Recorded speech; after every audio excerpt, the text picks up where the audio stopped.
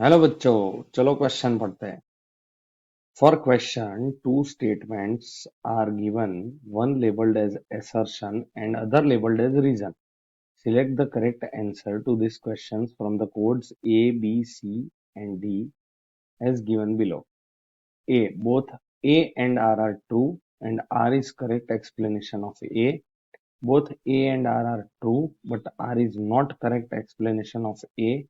A is false but R is true and A is true but R is false, where A and R are assertion and reason as given in question.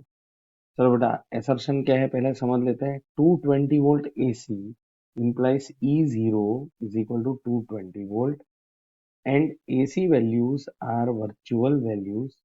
ये reason दिया है, therefore 220 volt AC means EV is equal to 220 volt। तो देखो, पहले ये जो यहाँ पे जो की कॉन्सेप्ट हमारा लग रहा है वो है RMS वैल्यू। की कॉन्सेप्ट अपना क्या लग रहा है? RMS value and peak value of alternating current of AC voltage. ठीक है, तो इसके हिसाब से अब सोचते हैं हम। देखो, हम क्या लिखते हैं?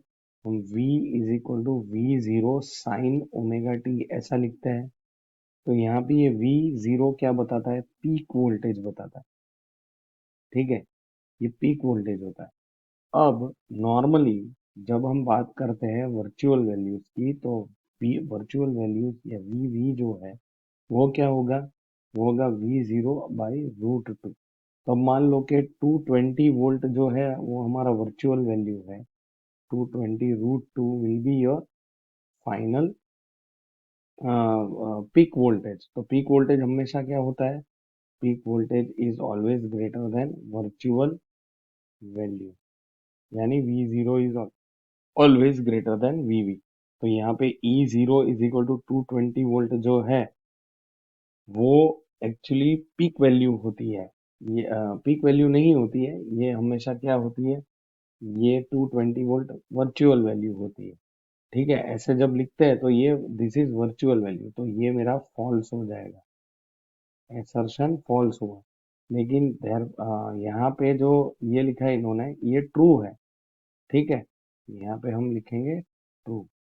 तो एक ये assertion is false but R is true. तो इस हिसाब से हम बोल सकते हैं कि C is our final solution. बच्चों, hope you understand. Thank you and best of luck.